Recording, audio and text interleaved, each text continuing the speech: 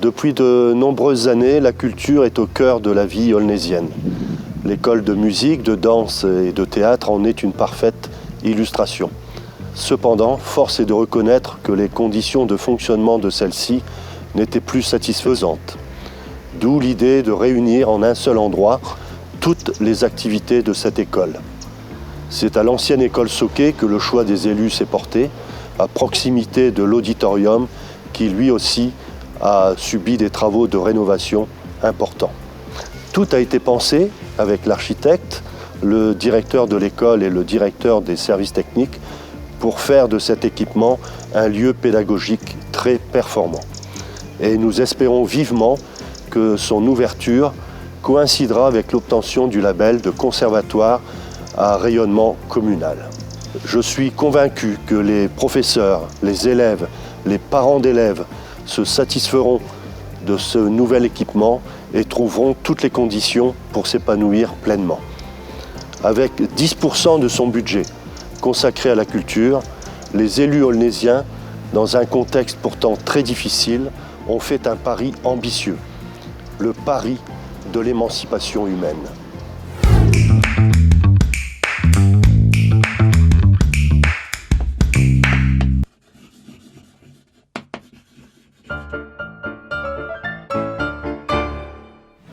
Nous sommes ici à l'école maternelle Anne Frank, une belle école à l'architecture atypique, une école qui avait besoin d'une nouvelle isolation.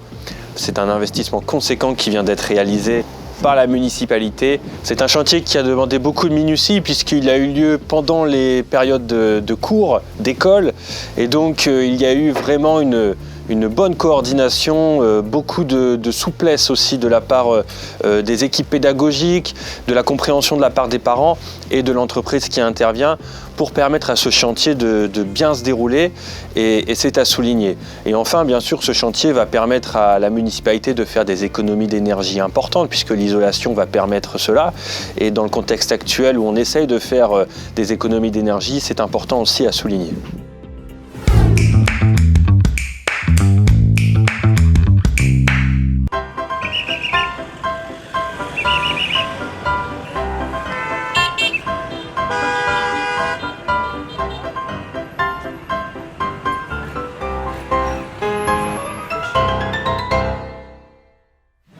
Durant l'année 2023, nous connaîtrons deux étapes très importantes dans le domaine de la sécurité et tranquillité publique.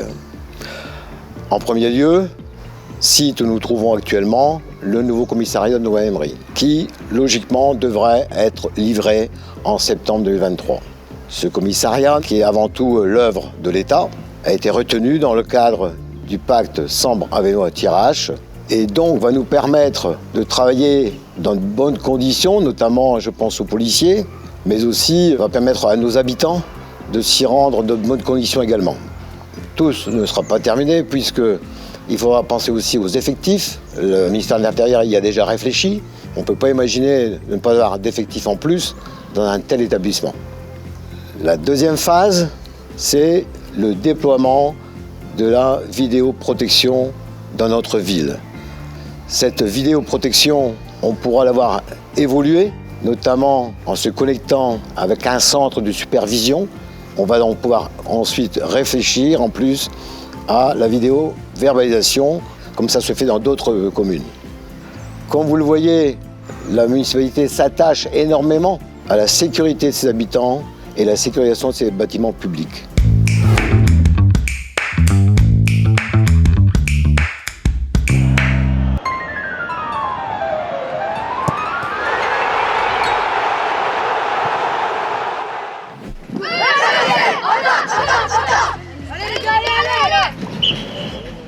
La mairie d'Aulnoy-Emery s'était engagée à refaire le terrain synthétique d'Ernest Labrosse et aujourd'hui nous pouvons voir le résultat de ce merveilleux terrain aux dernières normes qui va satisfaire les petits et grands car ce terrain est un vrai bijou et les sportifs bien entendu vont conforter ma position. Sortir de là. Bien joué.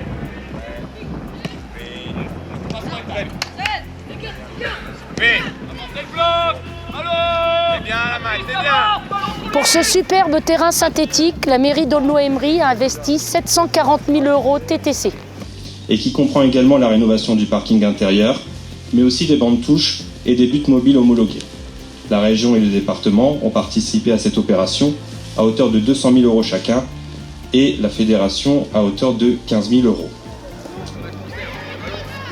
J'ai été de nombreuses années adjointe au sport à la mairie d'Aulnoy-Aymeries et je remercie l'ensemble des associations sportives qui ont travaillé à mes côtés. Et maintenant, je passe le témoin à Hugo Georges.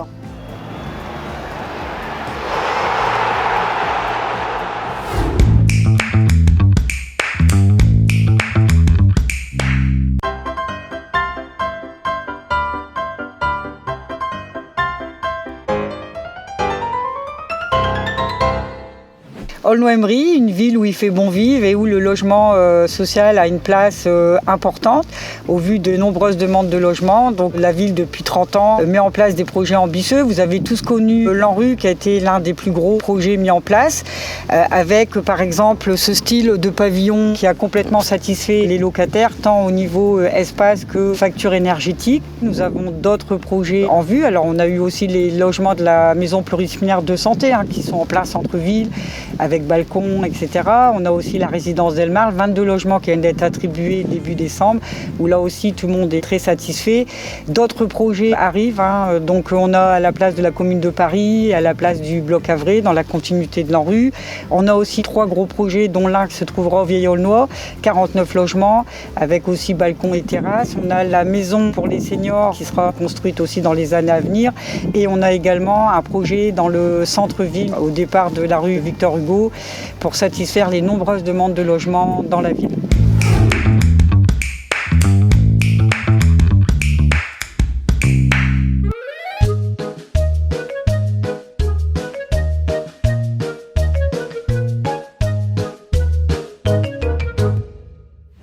La ville a répondu à l'appel à projet de la région et va prochainement planter 5400 arbres, principalement le long de ce champ qui accueille l'été le festival des Nuits Secrètes. La municipalité a souhaité mettre les enfants au cœur de ce projet en les associant à la plantation et en leur offrant un contenu pédagogique grâce au parc naturel régional et aux pépinières de Beaufort. Je m'appelle Martin, j'ai 7 ans, je suis à l'école Joliot-Curie et je suis dans la classe de Monsieur Marchand. Tu crois qu'on peut vivre sans les arbres ? Bah non, les arbres nous donnent de l'oxygène, du coup on ne pourrait pas vivre sans arbres. C'est utile de planter des arbres pour la nature, pour que les animaux y prennent de la nourriture dans les arbres, pour l'oxygène. À l'école, il y a des projets qui concernent l'environnement, la nature. Oui, avec monsieur, on a ramassé des déchets, beaucoup de déchets dans la nature. On observe les arbres, on a une feuille et on trouve les fruits qu'il y a dans les arbres. On les reconnaît aussi, les arbres. Tu es sensible à l'environnement ? Oui. Tu fais aussi beaucoup de choses chez toi. Je ramasse les feuilles, je fais du compost, je fais des nichoirs pour les animaux, je plante les fleurs pour que les abeilles viennent butiner, et puis voilà.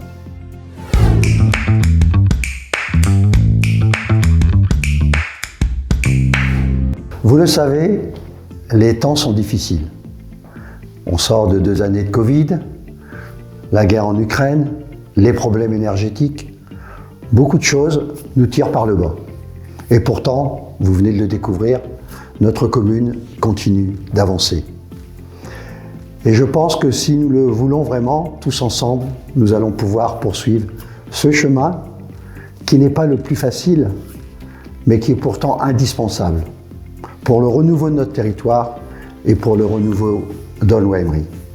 Vous le savez, j'ai voulu un pacte territorial que nous avons conclu avec l'État, la région, le département et l'agglomération. Et ce pacte territorial nous permet d'avoir des ambitions et de continuer à transformer cette ville que nous aimons tous. Alors aujourd'hui, je reste raisonnablement optimiste. Même si les temps ne sont pas faciles, je vois bien que tous ensemble, nous avons les capacités d'avancer et de faire cette ville où chaque habitant de notre commune sera heureux d'y vivre. Merci, bonne année 2023.